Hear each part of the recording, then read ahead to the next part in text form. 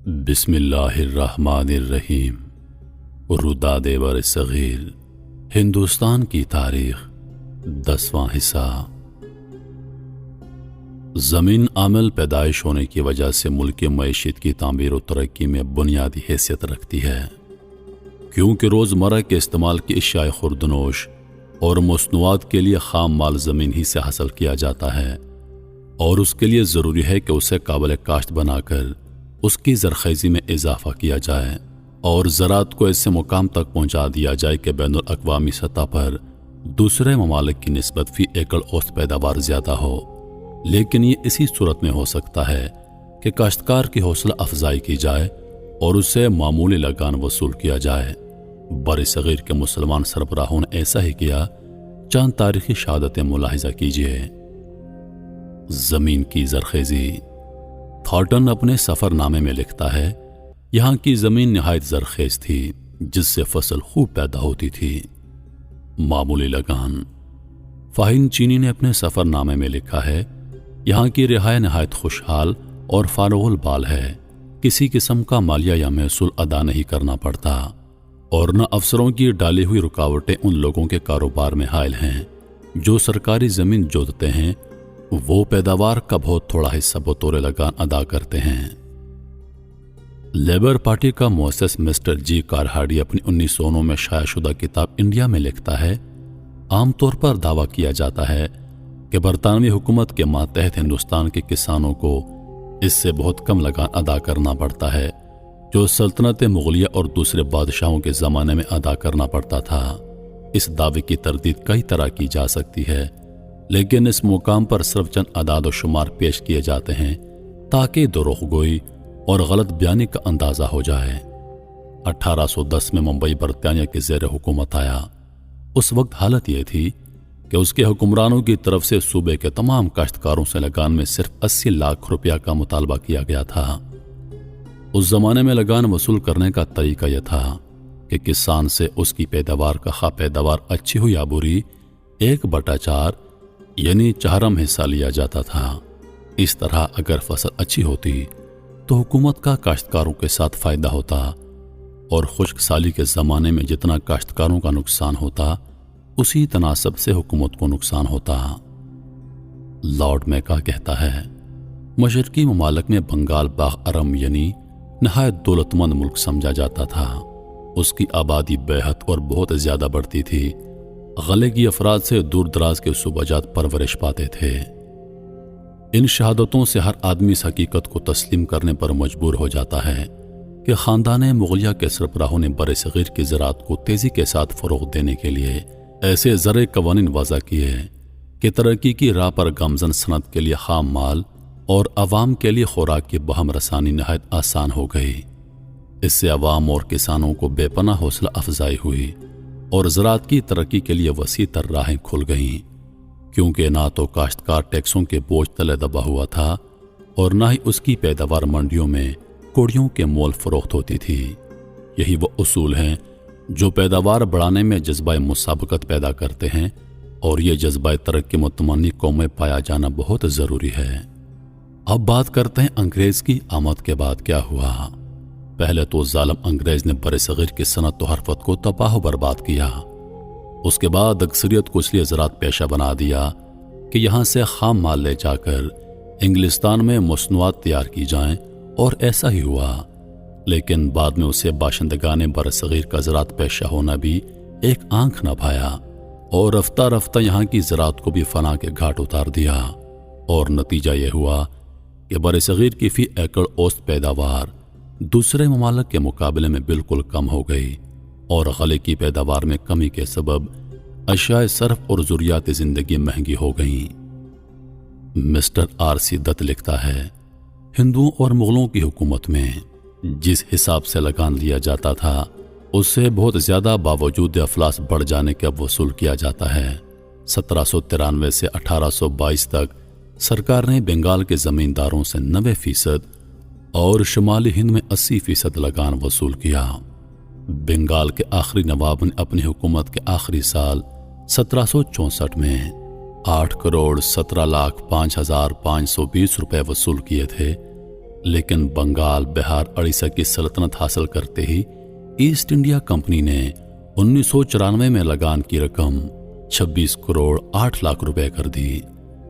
1802 میں ممالک متحدہ آگرہ عود کے بعض اضلاع انگریزی عمل درازی میں شامل ہو گئے، جن کا مالیہ نوابوں کے عہد میں 1 کروڑ 35 لاکھ 13,470 روپیہ مقرر تھا، مگر اس میں سے کس قدر معاف کر دیا جاتا اور کس قدر رقم وصول کی جاتی اس کا ٹھیک پتہ نہیں مل سکتا۔ اب انگریز عملداری ہونے میں 3 ہی سال میں ان اضلاع کی 1 کروڑ 28 لاکھ 23,090 روپیہ سالانہ آمدنی بنا لی گئی۔ پہل جب مہاراشٹر کا تاج انگریزوں کے ہاتھ آیا، اس وقت وہاں کا مالیہ 80 لاکھ مقرر تھا، مگر تھوڑے ہی سالوں میں انگریز اس علاقے سے 1 کروڑ 50 لاکھ روپیہ وصول کرنے لگے۔ اس وقت سے لے کر برابر زمین کا مالیہ بڑھ رہا ہے۔ 1897 میں مسٹر ولیم وڈ برن تقریر کہتے ہوئے کہتا ہے، ہندوستانی رایہ کی تباہلی اور مفلسی کی 3 خاص وجوہات ہیں۔ اول، مال گزاری کی زیادتی۔ اگرچہ گورنمنٹ برطانیہ کے احکام یہ تھے کہ مال گزاری ایسی نہ ہونی چاہیے کہ اس میں زمین کا کل منافع آ جائے، بلکہ اس طرح مقرر کرنی چاہیے کہ کاشتکار کو اس کی محنت کا معاوضہ اور جو سرمایہ اس نے کاشت میں لگا رکھا ہے اس کا سود اور منافع خالص کا نصف حصہ اس کے پاس پہنچ سکے۔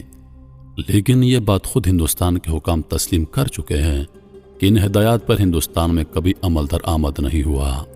یہاں مال گزاری اس قدر زیادہ ہوتی ہے کہ وہ سرمایہ کے سود اور کاشتکار کی مزدوری کے حصے کو ہضم کر لیتی ہے، اور باوجود یہ امر تسلیم کر لینے کے مال گزاری اس طرح بڑھا دی جاتی ہے کہ بعض موازات میں تو 100% اور بعض خصوصی اراضیات پر 80% تک پہنچ جاتی ہے۔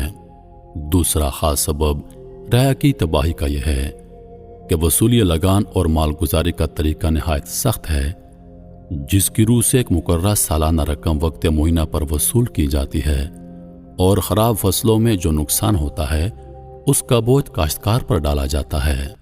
یہ بوجھ ایسا ہے کہ کاشتکار اس کو برداشت نہیں کر سکتا اور اس کو سودی قرضہ لینا پڑتا ہے۔ اور تیسرا سبب یہ کہ یورپ کے نمونے پر قرض وصول کرنے کے لیے عدالتیں قائم کر دی گئی ہیں، جن کی وجہ سے قرض خواہ کی پشت پناہی پر تمام سلطنت کی قوت ہوتی ہے اور اس کو اس قابل بنا دیتی ہے کہ وہ رعایا کو غلامی کے ادنا درجے تک پہنچا دے۔ درندہ صرف برطانوی حکومت کی ظالمانہ اور تباکن ڈپلومیسیوں کی وجہ سے کسان لگان کے بھاری بھرکم بوجھ تلے دب کر رہ جاتا ہے، اور وہ لگان کی جبری وصولی سے مجبور ہو کر زمین کو سال کے کسی حصے میں خالی نہ چھوڑتا، جس کی وجہ سے بر صغیر میں زمین کی زرخیزی دن بدن کم ہوتی گئی اور بر صغیر کی فی ایکڑ اوسط پیداوار دوسرے ممالک کی نسبت بہت زیادہ کم ہو گئی۔ 1881 میں وزیر ہند لارڈ سیلیبریسی لکھتا ہے، ہندوستان سے اتنی کثیر رقم بھیج دی جاتی ہے اور اس کا نعم البدل کچھ نہیں دیا جاتا۔ یہ زخم بجائے خود کیا کم ہے جو ہندوستان کے بدن پر لگتا ہے۔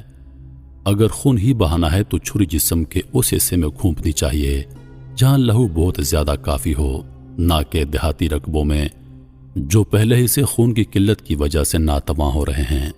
اب وقت ہے کہ ہندوستان کے بدن سے یہ لہو بہنا رک جانا چاہیے۔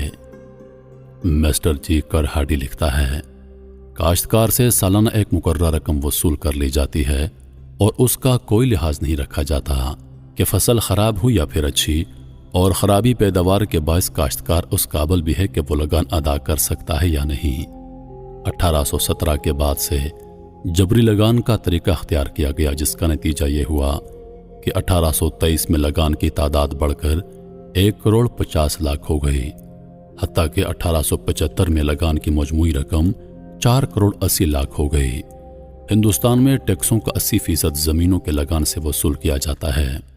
گورنمنٹ متواتر زمیندار طبقے کو نظر انداز کر رہی ہے، جو گورنمنٹ اور کاشتکار کے درمیان ایک واسطے کی حیثیت رکھتا ہے۔ کاشتکار سے اس کی پیداوار کا 50% لے کر 65% تک حکومت وصول کر لیتی ہے۔ اس کے علاوہ اسے دوسرے ٹیکس بھی ادا کرنے پڑتے ہیں۔ اس طرح تمام ٹیکسوں میں اسے اپنی پیداوار کا 75% حصہ دینا پڑتا ہے۔ हिंदुस्तान में काश्तकारों पर इस कदर दबाव पड़ा हुआ है जिसका अंदाजा दूसरे लोग मुश्किल से कर सकते हैं। अगर घर की आमदनी पर 5% टैक्स लगा दिया जाता है तो टैक्स दहिंदा चीख उठता है।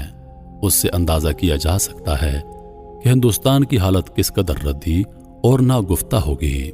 जहां पैदावार पर 5% नहीं 75% टैक्स लिया जाता है। हुकूमत आए दिन शरह लगाने पर नजरसानी करती रहती है ताकि उन किसानों से जो पहले ही भारी भरकम टैक्सों के बोझ नीचे दबे हुए हैं, अगर मुमकिन हो सके तो उनकी जेब से आखिरी पाई भी हासिल कर ली जाए।